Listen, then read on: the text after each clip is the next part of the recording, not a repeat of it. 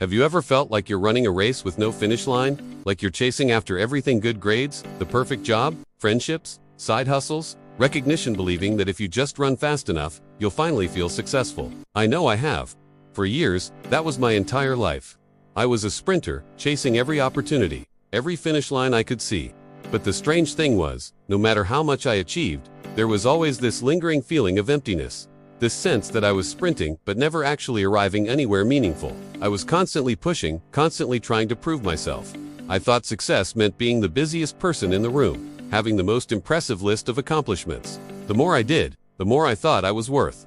But deep down, I was just running from my own doubts, trying to outwork the feeling that I wasn't good enough.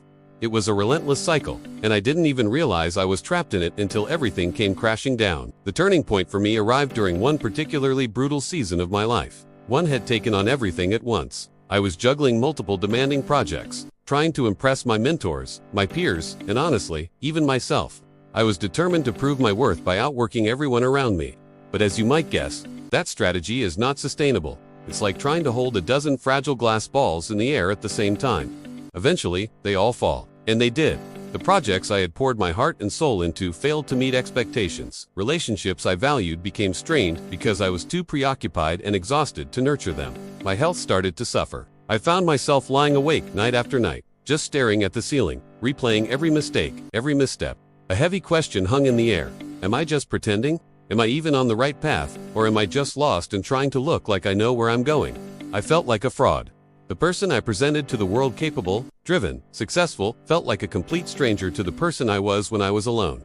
I was completely burned out and utterly lost. It was in that state of quiet desperation that I had a simple, yet profound realization. One afternoon, feeling completely defeated, I was just walking home, my mind a mess of anxieties and what-ifs. My route took me over this old, familiar bridge in my town, one I'd crossed hundreds of times without a second thought. But on this day, something about it just stopped me in my tracks. I leaned against the railing and just watched the river flow beneath it. And it hit me. The bridge doesn't rush. It doesn't compete with the river flowing tirelessly below it, nor does it try to race the cars that speed across its back. Its entire purpose, its entire identity, is to simply be strong, to be steady, and to provide a safe passage from one side to the other, day in and day out, through storms and sunshine. It just stands there, connecting to separate places. That image, that simple idea, got lodged in my mind. It was the first moment of clarity I'd had in months. That moment on the bridge sparked a question that would change everything for me. I asked myself, what if personal growth isn't a race? What if it's not about sprinting forward at a breakneck pace, but about building something strong and reliable within myself? What if it's about building a bridge that connects where I am right now, with all my flaws, fears, and uncertainties, to where I truly want to be? Not where I think I should be, but where my values and my heart are leading me. That was the moment I decided to shift my entire approach to life and to myself. I stopped seeing my life as a series of sprints and started seeing it as a construction project, the building of my own internal bridge. So, what did that shift actually look like in practice? Well, first, I stopped chasing a dozen different goals at once. The constant multitasking was just a recipe for burnout and mediocrity.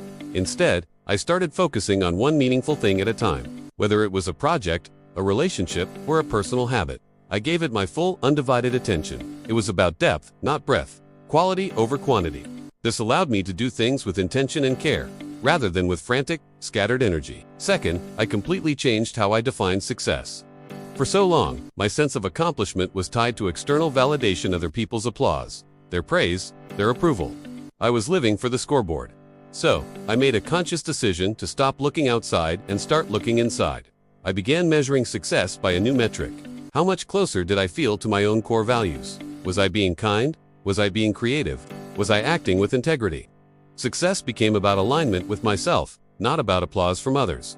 This was incredibly liberating. And finally, and perhaps most importantly, I stopped romanticizing burnout.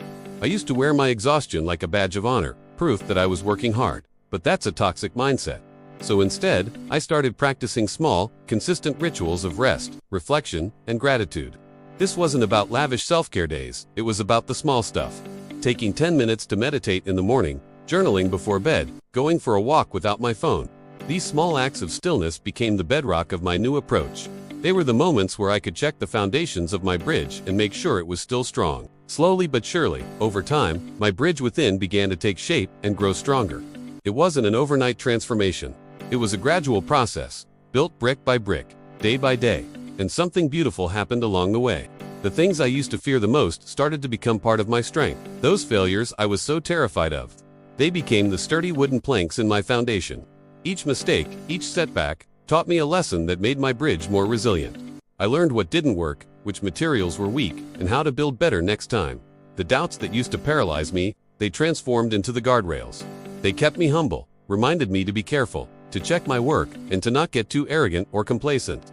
They kept me safe on my own path. And with this new perspective, every time I crossed a personal milestone, whether it was finishing a project, improving a relationship, or simply getting through a tough day, it felt different. I no longer felt like I was sprinting, gasping for breath, desperately trying to get to the next thing. Instead, I felt like I was walking steadily, deliberately, across something solid and reliable, something I had built myself, with patience and with intention.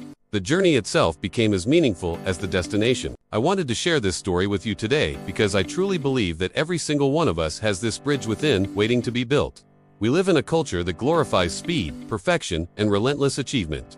But I've learned that true, sustainable personal development isn't about any of those things. It's not a race to be won. It's about becoming strong enough, consistent enough, and patient enough to carry yourself toward your own future. It's about building a connection between the person you are today and the person you aspire to be. It's a journey of construction, not competition. So, if you're feeling burned out, lost, or like you're running in circles, maybe it's time to stop sprinting. Maybe it's time to find a quiet spot. Take a deep breath and start laying the first stone of your own bridge. Step by steady step. You have the blueprints within you. Thank you so much for spending this time with me today. If this story resonated with you, I'd be so grateful if you'd like this video and subscribe to the channel for more reflections on growth and intentional living. I'd love to hear your thoughts in the comments below. Take care and keep building.